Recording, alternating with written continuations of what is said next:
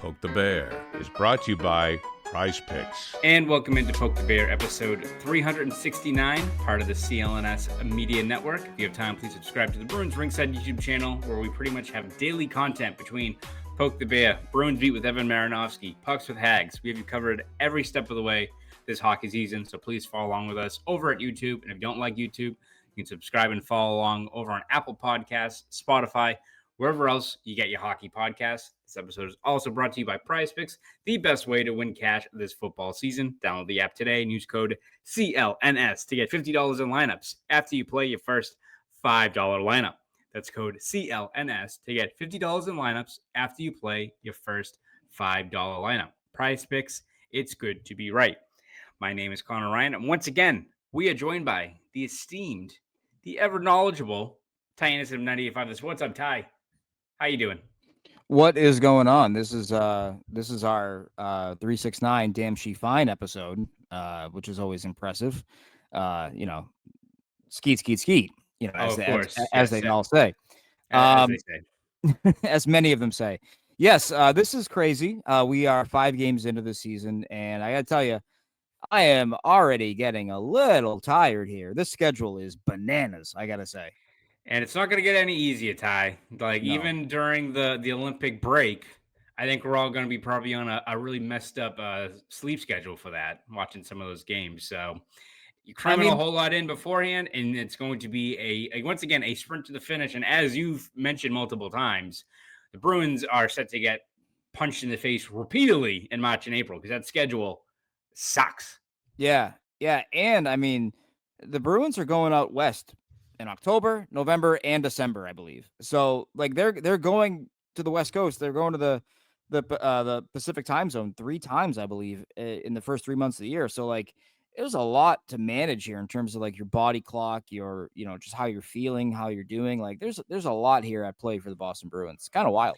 And thankfully, there wasn't a whole lot to take away. There wasn't a whole lot that happened in that game on Thursday night against Vegas, right? So you really didn't have to do too much legwork. So just a classic 6-5, October game. Yeah, of course. Where it's 6-3, and then it's just a weird game for the Bruins, and one of those ones where you walk away. Like I just got off the air, and there's so much to get to, and you don't know, like, okay, like, do you emphasize this? You emphasize that? Like, it's just frantic right now, and I think this is the case for the league where, you got nights where you got all 32 teams in, and then you got nights where there's nobody playing.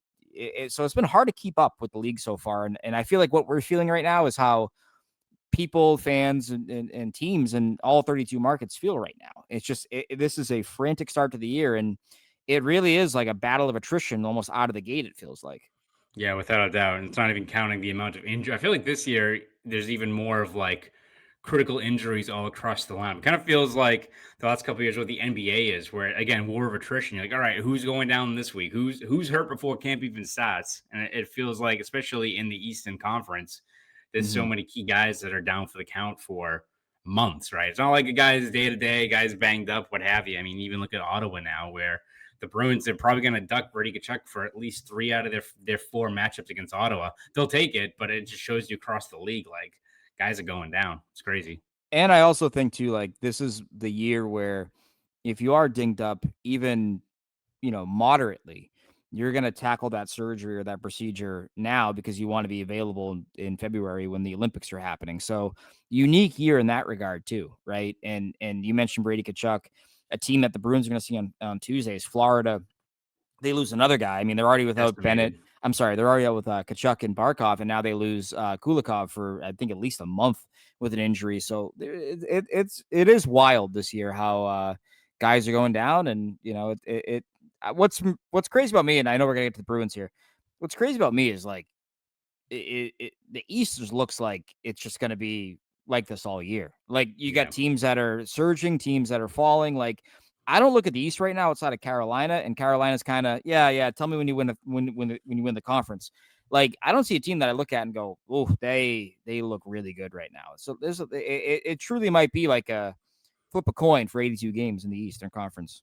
Yeah, for sure, and I agree. It has kind of been a frantic start to the year. And we're recording this before, obviously, the Bruins play Colorado later tonight on Saturday, play Utah on Sunday. So I figured this would be a good episode just to do kind of take a deep breath and kind of size up what we've seen from the Bruins through the first 5 games as opposed to looking ahead or anything like that. So I think you look at the way they've started 3-2, been some good, some bad.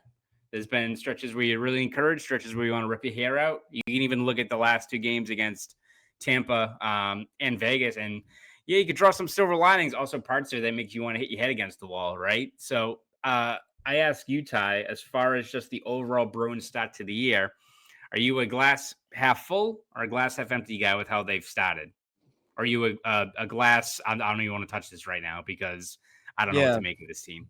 Yeah. I mean, getting off to a good start, right? Winning 3 games in a row, like that's perfect, right? Like, that's what you need. That's what you want, right?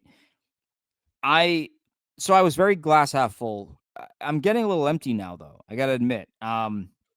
If only because I look at the Monday game against Tampa and look at the Thursday game against Vegas, and I say those are winnable games, and you didn't get a single point. If they got 1 point out of those 2 games, I'm feeling a little bit better. But I'm seeing more of the habits that I saw a year ago, right? The response goals, the leaky defensive zone coverage, the lack of timely scoring. Like look at Monday against Tampa. They get 2 power play opportunities to tie the game in that game. They have 3 ozone faceoffs in the final minute of play with the net empty. They don't deliver. They don't score. You look at So it's great you battle back from being down 3-0 and 4-1, but you didn't get a point, so it doesn't really matter, right? I have a rule: I can't get moral victories 2 games in a row. And so when you do almost the same thing the next game out, it's like, okay, now it's a problem. Now this is not a good thing anymore. This is a bad thing that you can dig a hole, almost fight out of it, but not and get no points. Like, that sucks. So it's really tough, right, Connor? Because like if we said to each other, hey, they're going to begin the year 3-2, and their 2 losses are going to be 1-goal losses against better teams, you're like, oh, that's not that bad. But then you watch it and you're like, oh, this actually kind of blows. They could have like, gone 5-0. They could They have really gone could have. 4-0-1. And arguably they should have. They should have. And so that's kind of, these expectations are lowered, but they shouldn't be lowered when you're watching it and you see a winnable game. Like, I have a hard time being like, well, they're not as good as that team. It's like, no, I watched that game. Like, they should have won that game. They had enough. If you score 5 goals on Vegas in their building, you got to win that game. Got to win that game. And if you get a juicy matchup against Jonas Johansson and the Lightning don't have Nick Paul, and it's a 1:00 game and it's in your building, you got to win that game. I'm sorry. And you get 2 power plays when the momentum is on your side. You got to strike. You got to win that game. You got to get a point at the very least. And so it's really hard. I think you can feel good about them, but also these last 2 games have kind of illuminated their biggest concerns, right? And if they don't nip that, then I'm not going to feel good. So this is a very tricky podcast recording date because like things can go south really quickly this weekend. Yeah, no, I agree. And especially when you look at, to your point of like, you can feel good about one like silver lining game. When it's 2 in a row, that's when you're like, all right, we have to shift to like what is going to be acceptable. And I think Bruins fans have shifted their expectations for this team this year, which I think is reasonable and probably is good for your sanity. But that doesn't mean you have to have the expectations so low that you just now have to look at the silver linings of like, well, we're sticking in these games. Like I look at like Monday, you can look at that one and you can be encouraged by the fact that, if the Bruins go down 2-3 goals, you're like, all right, this team's cooked. And no, they came back and fought back. And I think you could be like, all right, they didn't get a point out of it, but like, they're showing that they're not rolling over. I'll take that as a positive. Let's see if they carry that over into Vegas. Same kind of script played out, but like, if you don't have any points to show for it, all right, now we gotta, like, you guys should be better. You guys shouldn't be a team that's getting blown out every night. It also doesn't mean that like what is acceptable is you guys being a hard out and you're still losing. Like, no, you have to win some of these games if you want to take a step forward. I almost kind of look at it like going into Saturday's game against Colorado, where, yeah, it'd be great if you play the Colorado Avalanche tough. It's going to be a tough matchup, but if it's the same thing where they score 2-3 goals and you claw back and you can't get a point out of it, all right, then like this is now a trend of you like not getting the job done. Like, at the end of the day, you're not getting the job done in these games when you have an opportunity here.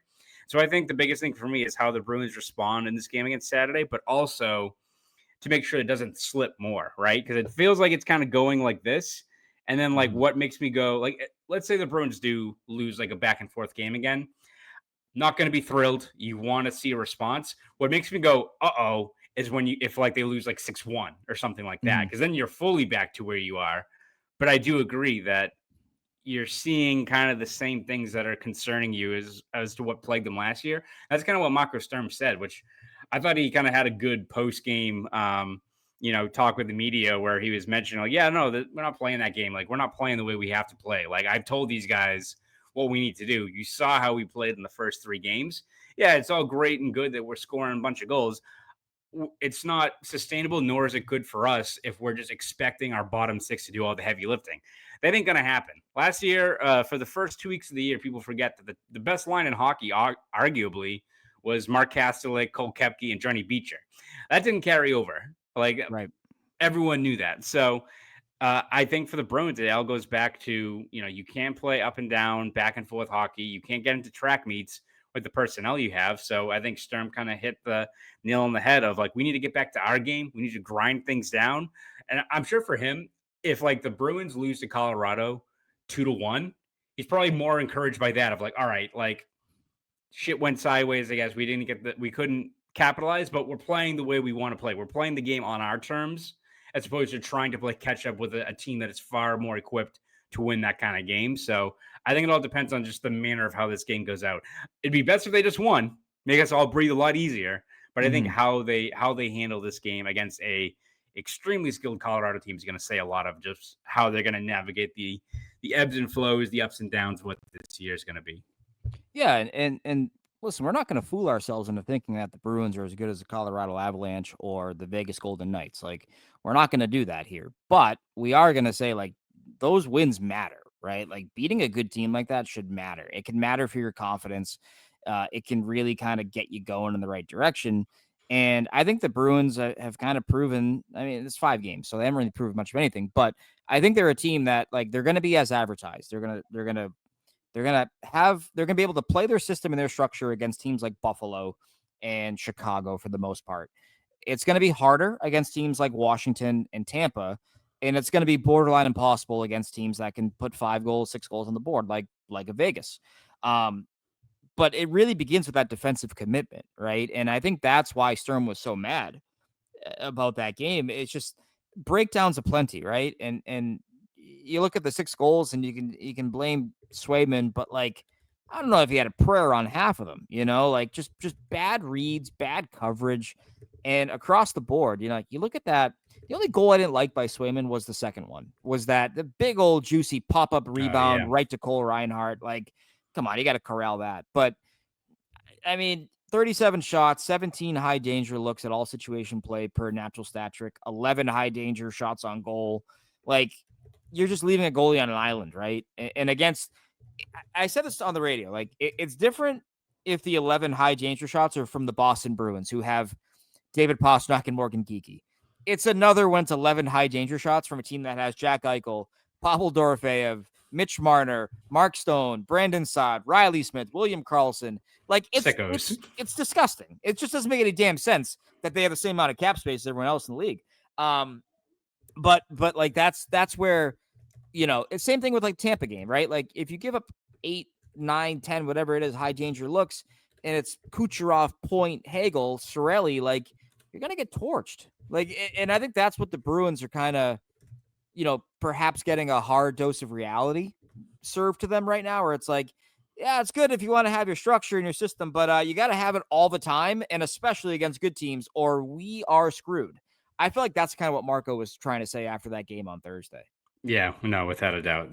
You can't, the personnel, you don't have the horses, you don't have all that stuff to hang tough with a team like that if you're going to play that kind of way. So we'll see especially when your third line, fourth lines are your best lines. Like, that's gonna be a bonus. That can't be like your driving force, right? And the P&V Bruins can be a lot of fun, but not if the P&V Bruins are also your leading scorers. That's not ideal. Yeah, not what you're looking for, Ty.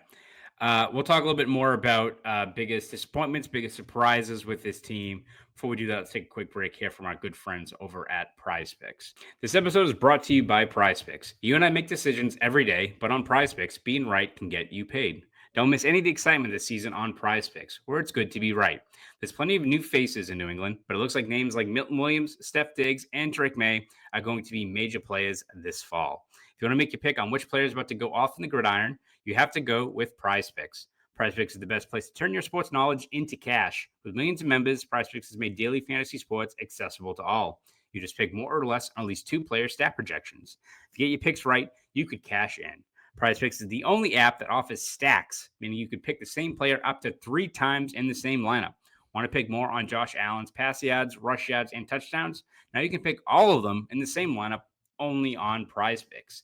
You can also follow other Prize Picks players directly on the app and copy their lineups in one click. Whether it's a friend, a celebrity partner, or someone whose picks you like, hit the follow button and check out every lineup they create in the new feed tab on Prize Picks.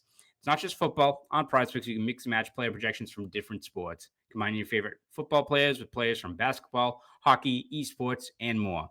There's really no shortage of ways to participate in Prize Picks. This week, I'm looking at the board. I'm going to cover all my bases. I've got Cal Raleigh for more than 1 home run. So they go to the World Series to get smacked in the mouth by the Los Angeles Dodgers. It's going to suck. And I'm all in on Drake May in Nashville. I'm taking the quarterback for more than 2 touchdowns going into week 7 against the Titans. There's also a special max discount promotion live on the board right now. For the Golden State Warriors versus the LA Lakers game on October 21st, Steph Curry is discounted to only needing more than half a point to win. Half a point. I'm feeling pretty good about those odds there. You can mix and match players from football, basketball, baseball, and build your dream lineup today. So download the Prize Picks app today and use code CLNS to get $50 in lineups after you play your first $5 lineup. That's code CLNS on the Prize Picks app to get $50 in lineups after you play your first $5 lineup.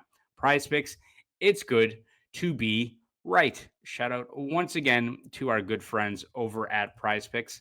Ty, looking at the state of the team right now, what has been your biggest surprise, biggest pleasant surprise from what you've seen from this team so far? What have you been most encouraged by, whether it's a player, the way they're going about a certain area of the game? What's it been?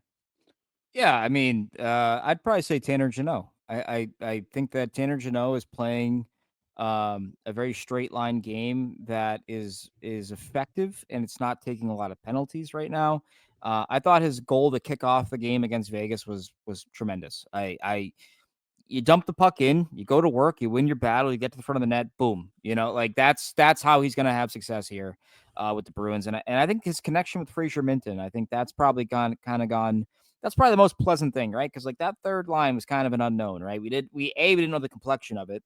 B, we didn't know the offensive ceiling of it. But I do feel like you're getting production out of that line, and that's important. You know, I don't think it's sustainable for a full 82, but. And I do worry about the Jeannot contract in terms of like how he looks in, year 3, 4, and 5. But Right. if he can get you 30 points in years 1 and 2, like you're feeling good about that contract. Like that's just kind of how that is. But I would say that his production so far and how effective he is in terms of like using his body and his physicality and his strength advantage, like he's had some really good shifts, and I feel like he's been a great tone setter for that line. So I would say, hey, yeah, hand up. I think he's been good for the Bruins.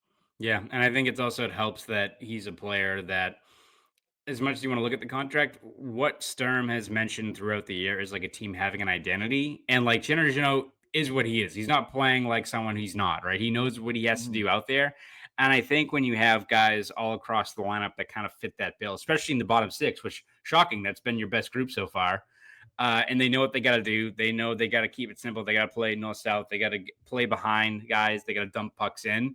You're seeing that's where you're having the most successful shifts. Like you watch that game on Thursday, when the bottom 6 guys are out there is when you're like leaning in, like the video game meme where you're thinking. And then like the top 6 are out there and you're like, I'm going to check my fantasy league right now. Let me see how T. Higgins is doing, right? Like you just weren't getting any sort of sustained pressure, any sort of anything out of that group in the top 6. So I do think that also pays dividends. Like it's very encouraging that the production's been there, which I think has always been the biggest question mark. I don't think anyone was like Tanner Jeannot is not a fit in terms of how physical he is, like how important a guy like that is in your bottom six. It's, can he marry that with being a solid third line player? And I think so far you're seeing that. He's not doing anything that we haven't seen him do before, but he's driving to the net, he's cleaning up rebounds, and he's doing the greasy things that I think especially this team has to do to generate consistent offense. Like, I'm not banking on like Mark Kastelic sniping pucks and, all these guys cashing in night in, night out. But if you play the way Tanner Jeannot plays, especially guys further up in the lineup where you're hovering around the net front, you're cleaning up, you're getting into shooting lanes, you're tipping pucks, that's what you got to do, because you don't have Vegas's team where it feels like every couple of shifts they're on a 2-on-1 rush. You don't have the bodies to do that. So I think he's setting a good example for the younger guys, and also I think just how the overall Bruins approach and the blueprint has to be offensively. Yeah, exactly. And Sturm talked about that after the loss on Thursday. He said, no secret why the third line and fourth lines were good.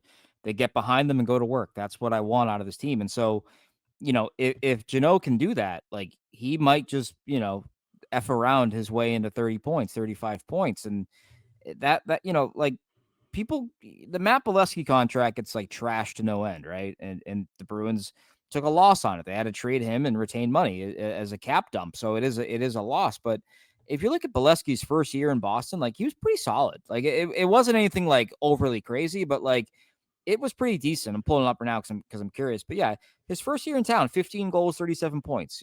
Like, if it's not horrible, right? It wasn't great because of the contract, but right, if you can get 30 points out of Tanner Jeannot, that, like, I set that as the benchmark. And the reason why I said 30 points was because everybody else in the NHL forward who has a no trade clause had 30 points a year ago. So, right. So meet your peers and get 30 points. So that's why I feel that way. But I think he's been a pleasant surprise, good addition. Like the dynamic of that line so far. And so I'd say that's my biggest surprise. Yeah, absolutely. I agree. I think he's been the most pleasant surprise as far as expectations met with what he's done so far. And I think how it's playing off his teammates and his line mates. What has been your biggest disappointment, whether it's a player, an area of the game? There's a couple things that you can draw from, but what is sticking out to you so far through 5 games? I don't know if we're going to have the same one or not. I feel like you probably know mine just based on our group chat with Evan. The second line has not been good. Yeah, I thought you were going to say Evans, but that's bugging you. But yeah, I mean, but that's omnipresent. That's always that's true. Yeah. I feel like the second line is just, first of all, this is not a second line. They're not being used like one. I mean, Jesus, you look at the game on Thursday. Middlestead plays 11 minutes. Arvidsson plays 10 and a half. Like, that's not a second line. That's how you utilize a fourth line, playing those guys that infrequently. They fell out of the rotation in the third period. And they've had some goals here, but I don't feel like they've been good. Like, I don't think, like, the Middlestead goal goes off someone's pants. It goes off Grizzlick's pants and in the first one. And then the Middlestead, against the Tampa game, that's like a soft goal. It's like, I don't know. They've had one pretty play, and it was the goal they scored, the Zaka goal against Buffalo, the game opening goal there on last Saturday. Like, that's the one that I was like, okay, that's probably the best they've looked. It's just, I understand what they want to do, right? Like, they want to pump and dump these guys. They want to rebuild their value and trade them at the deadline and get, some picks or whatever. You got to play them to extract the maximum value. But you can't play them right now. They just haven't been good. And so it's just a weird dynamic when you're 1 foot in, 1 foot out. But I got to say, that second line, I just they're relying on these guys for offense. And in my opinion, you're just not getting enough out of them right now. It's especially for the way that Sturm wants to play. Like, I just feel like they're a bad fit for what Sturm wants to do right now. Yeah, it feels like there's just a lot of square pegs and round holes. And I actually think like Zaka has been pretty solid, which I think we all expected going to that he's going to be steady Eddie on wherever you kind of put him in the lineup. And even I think got bumped up to the top line at the very end of that game against Vegas. So like, I'm not worried about him. I think it's the other two guys like when they're playing to their strengths, does it fit in with what Sturm's looking for out of that group, right? Where it's like, they can be soft on pucks, like Middlestad's been knocked for a couple of those plays. Like Arvidsson's a very puzzling player where it feels like he's like a bull in the china shop sometimes, where like he's like skating and then just like runs into like the glass.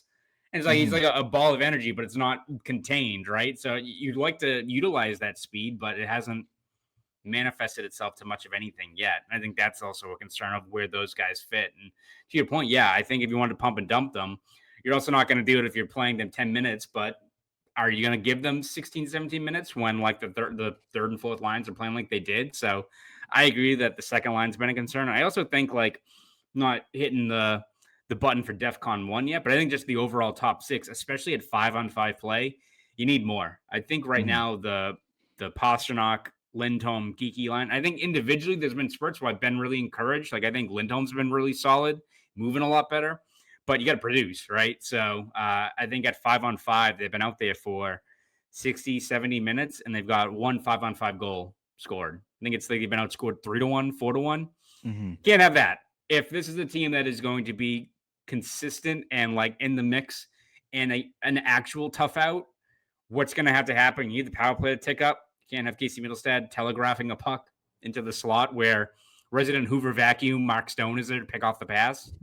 You can't have that. But also, I think at 5-on-5, you're going to have to rely heavily on that top line to bail you out, and you haven't had that yet. So I think it's just the overall top six. Yeah, there's individuals on there you like that you're not too worried about. I'm not fretting about David Pastrnak and what he's going to be this season. You got to have some cohesion, got to have some production right now because you're playing a very dangerous game where when that bottom six scoring does dry up, it's going to mean a lot more lopsided scores, and you're going to be right back where you were last year, and that ain't going to cut it. Yeah, and you know, it's so early, right? So you don't want to like get overly concerned one way or the other, but you got to see some signs of development, of chemistry, of something, and I just haven't seen it with Middlestad and Arvidsson, and I have no problem with Arvidsson being a third line, you know, matchup kind of guy, or Middlestad being that guy, but you got to have the trust of your coach, and I think that you look at some of their ice times through 5 games, and I don't think they have the trust of their coach, and it feels like, you know, when Sturm is talking about the mindset of the team, it's hard not to think he's talking about those two guys of having to play tight, having to play, you know, a brand of hockey that is aggressive but also safe at the same time, which is a delicate balance, we all know. But like, you know, I just feel like they're not getting that out of those guys right now, and so that is a challenge, I think, for them. But how long of a leash do they get? You know, like Don Sweeney went up there on that media day and said, yeah, guys like Patra and Lysell and Blumel and Steves, they didn't make it because they didn't produce. It's like, okay, so we've agreed then. Production is what matters. What if these guys aren't producing? How many games do you give them before you say, all right, forget this. We got to bring up one of the kids and see what they can do? Because you yourself, Don, have said that this is what matters now. It can't be, well, he's a veteran and he's played a lot of games in this league. And no. You said production. You said that's why guys didn't make this team. So then production is what matters, right? This is where the Bruins sometimes move the goalposts. And this is when players in the organization get pissed because they're like, what do you want me to do, man? Like, if I have a 4-assist game and you tell me production matters and the guy up there is doing nothing, does production actually matter? That's what you got to avoid if you're this franchise right now. And so that's what concerns me too, is just like, are you going to be, you know, pot committed to these guys, or are you going to make a decision based on, you know, who's producing? I want to see that. Yeah, no, without a doubt. We'll end on looking at just like potential tweaks and lineup changes, all that stuff. Before we do that, though, again, want to give a shout out to the CLNS Media Network, and again to our Bruins Ringside YouTube channel. Please subscribe. We're close to 10,000 followers, subscribers, whatever you want to call it. We're close to 10,000. If you guys want to subscribe, it'd be huge help for us. We get to 10K. I don't know what we're going to do. We'll do a live stream at Canopy Lake Park. We'll put Evan on the Yankee Cannonball and have him just do it for like 4 hours in a row. Just throw it up. Yeah, exactly. You saying people don't want to see that? I think that's more incentive to get to 10,000 subscribers. So please subscribe if you haven't already. Again, we have pretty much daily content between Poke the Bear, Bruins Beat with Evan Marinofski, Pucks with Haggs, with Joe Haggerty. We have you covered every step of the way this Bruins season. So please follow along and subscribe over there on YouTube. And again, shout out to the rest of the CLNS Media Network. Patriots, Celtics are now in full swing, and the crews there are doing an unreal job keeping you covered every step of the way. Half the CLNS Media crew took on Joe Mazzulla. Didn't go well, but also like, my God, Joe, like, take a chill pill, please. Stop roasting the Celtics media group. I'm very glad the Bruins haven't done anything like that because miss me, Ty, of me playing in a game against Adam McQueen and Zdeno Chara. It ain't happening. I'm not doing it. I'm not going viral off of that. So, again, shout out to the Celtics, CLNS Media crew for stepping up, taking the L against a losing matchup like that. But beyond, you can watch their highlights of them taking on Joe Mazzulla and the Celtics staff.